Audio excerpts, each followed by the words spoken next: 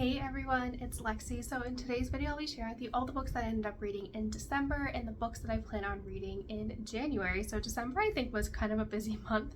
The beginning of December, I got married, and then the day after that, I turned 30, and it was just really busy. It was just a busy holiday season, and despite having some time off with work, I just kind of spent a lot of that time just relaxing and not reading. So I really struggled. I had like my goal to read 50 books for the year, and it was just a really busy year in general, so I was kind of behind. So you can tell I've read a lot of like shorter stories this month to help meet it, and I finally did. I read 50 books, which I'm really happy that I kind of met that goal.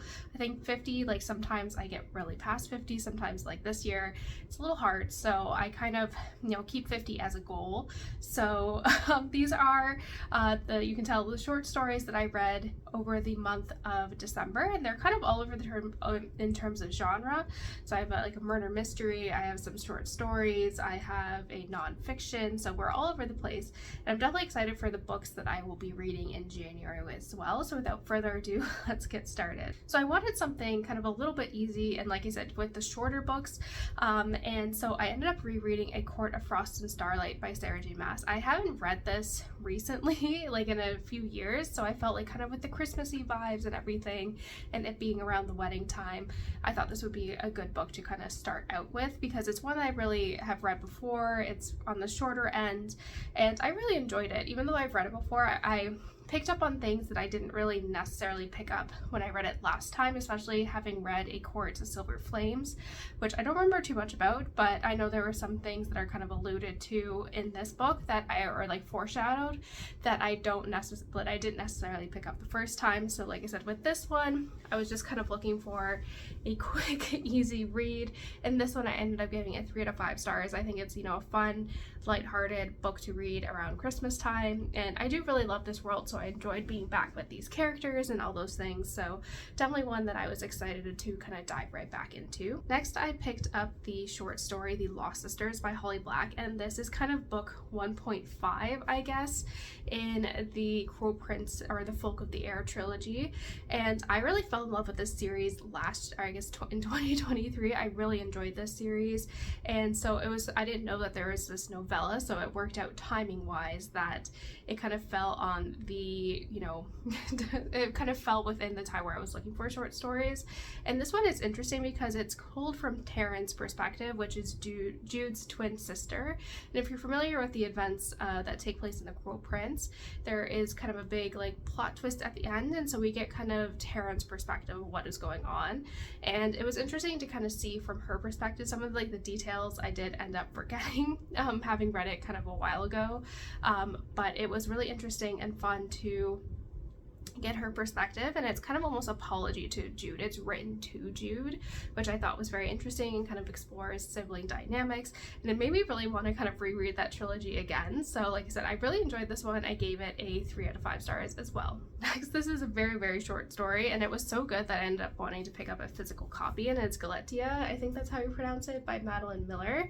And this is basically in ancient Greece how a sculptor was kind of blessed by a god who one of his sculptures, became a real life woman, and she kind of wakes up in an insane asylum where her husband has sent her, who's kind of very abusive, and it kind of goes from there. It is very, very short. You can kind of read this in like one sitting. It's 56 pages, but like the pages are this big, but I think it really, it's an enchanting story. I think it, explores a lot of really important themes like partner abuse, how women are kind of looked down upon, and if they are considered crazy by their husbands, and kind of an abuse of power in that dynamic, which I thought was really interesting. And for such a short story, it packs a really great punch. I really enjoyed it. I'm just looking at my notes here to see what else I had to say.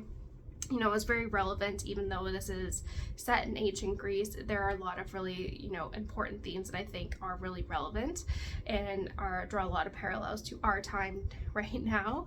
Even though it says it's set in ancient Greece, I felt like, especially in the beginning, it was very ambiguous in terms of the time period, and I think that was intentional. It feels like something that would happen, today, minus like the god blessing a sculpture and that type of thing. But it was very interesting. Like I said, it was so good. I had to pick up my own little copy of this. So if you're looking for short stories, especially towards the end of the year to kind of meet your reading goal, I highly recommend you check this one out. Next, I ended up picking up The Wood at Midwinter by Susanna Clarke.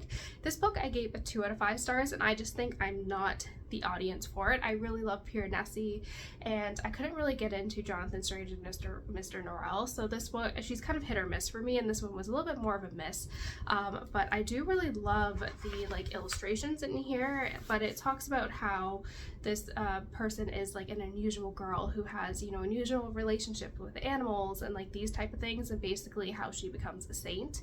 I didn't really get, there's like a like that kind of, it was almost like religious in nature, and I'm not really religious myself, so I think maybe a lot of the stuff just went over my head, but I didn't really enjoy that. But I did really love the, you know, illustrations that are in here, and I really love how the woods are described, like the woods at winter time are described, and I really enjoyed that. So this was a quick read. It wasn't necessarily my favorite, but I don't think I was the right audience for that, if that makes sense. Next, I kind of finished a novel, which, you know, compared to all the short stories in this one, or novellas, I'm happy to add a novel to this, and it is We Solved Murders by Richard Osman. This is his newest series that follows an unlikely group of characters similar to the Thursday Murder Club, but we follow, Amy, I completely blank on their names.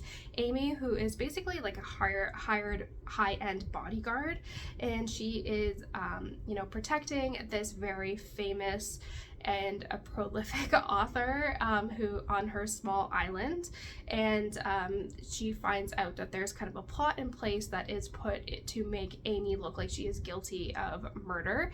So between Amy, the author, and then her father-in-law Steve, they kind of form this unlikely group to kind of solve what is going on.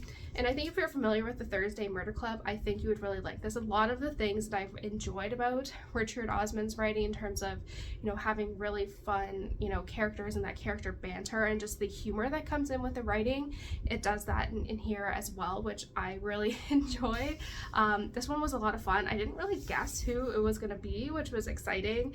You kind of are kind of jet setting around the world with these characters, and I love the sense of warmth and found family, and there's more I want to explore with these characters, so I'm definitely really excited to continue on with the series. And like I said, if you're looking for a different murder mystery, I think this is a great one to start with, and even if you're a fan of the Thursday Murder Club, I think you'll like this as well. So definitely it was fun to kind of get into a new murder mystery series, but I definitely think the warmth and humor that comes out in his writing is definitely really prevalent in here. So this was a joy to read. I gave this a 4 out of 5 stars. And lastly, to kind of round out the marathon sprint it was to get to my 50 books read in 2024, I picked up another short story, or shorter book, and it is Heartbreak is the National Anthem by Richard Sheffield. But basically the book, or the premise of this book, is how kind of Taylor Swift has redefined pop, like being a pop artist, how she has kind of broken all these walls, and she's or barriers I should say, and how she is very much kind of a phenomenon within the pop culture world.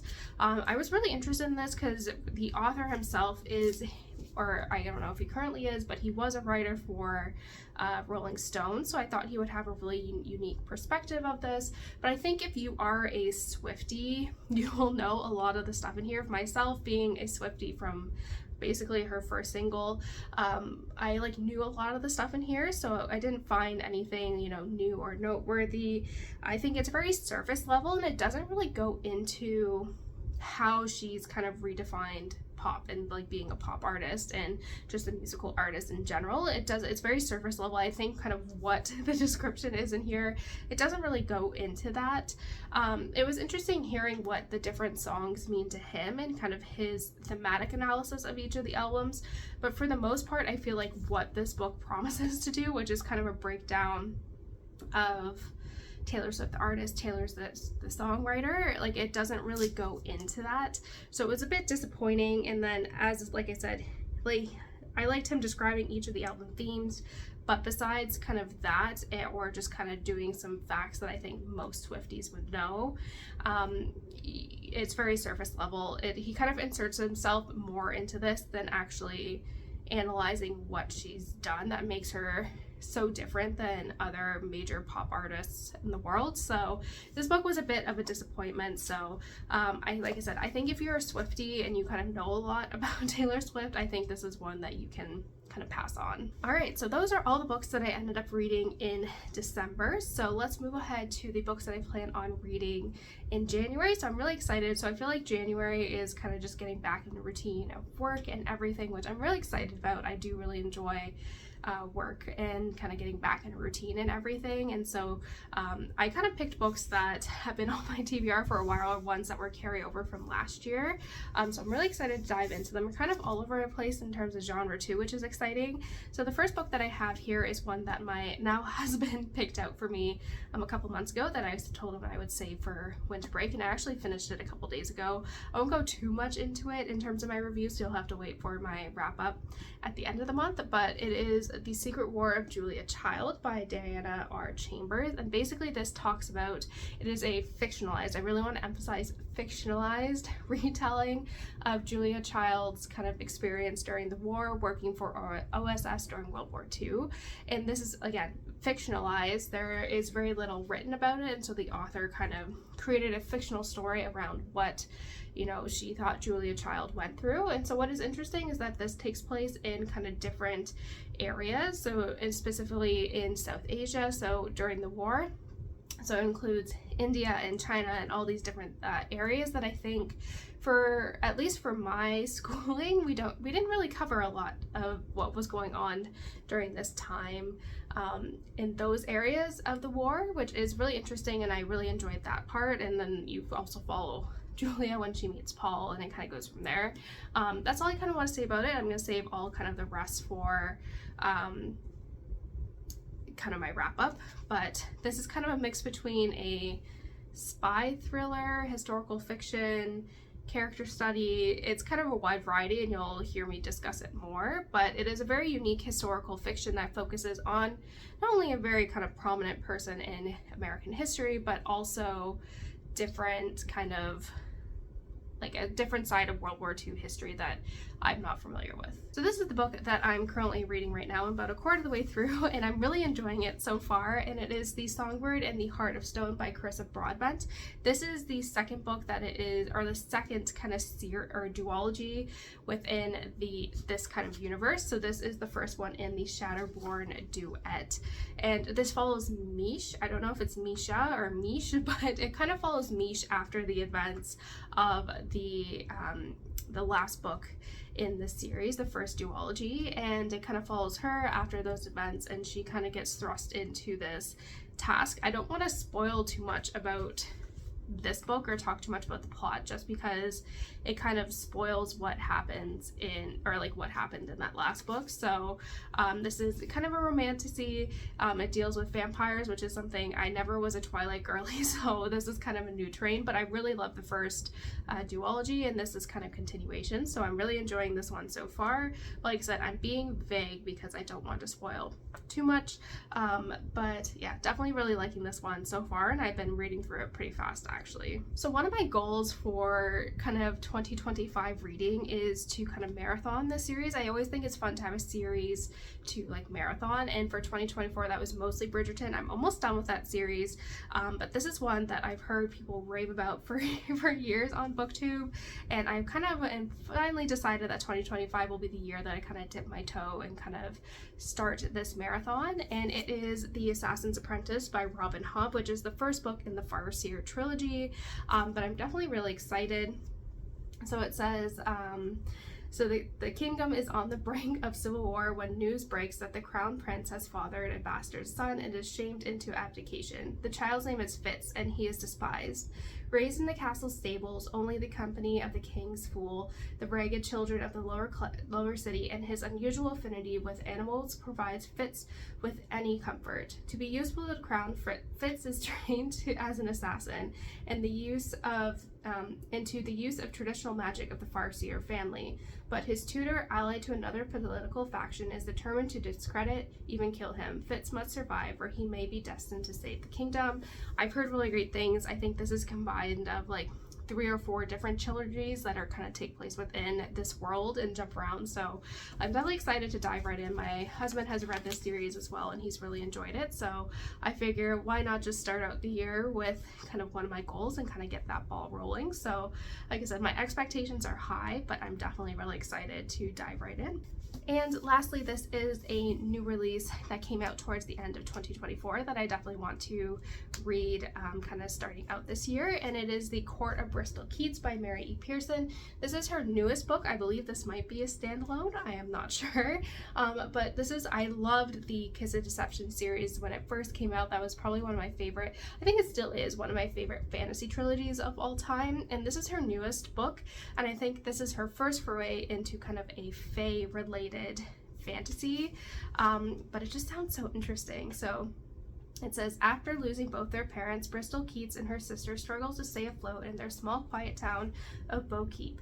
When Bristol begins to receive letters from an aunt she's never heard of who promises she can help, she reluctantly agrees to meet and discovers that everything she thought she knew about her family is a lie. Her father might even still be alive, not killed but kidnapped by terrifying creatures and taken to a whole other realm, the one he's from. Desperate to save her father and find the truth, Bristol journeys to a land of gods and fae and monsters. Pulled into a dangerous world of magic and intrigue, she makes a deadly bargain with the fae leader, Tigan. But what she doesn't know is that he's the one who drove her parents to live a life on the run, and he is just as determined as she is to find her father, dead or alive. This seems interesting. I really love, you know, this author's writing style. I love her character development, and so I have high expectations going into this one. I haven't heard too much about this actually, so I'm really excited to dive in and just look at the sprayed edges. It's very pretty as well. That's it, guys. Thank you so much for watching. I hope you enjoyed this video. Let me know in the comments below what books you read in December and which ones you plan to kind of start off the new year reading.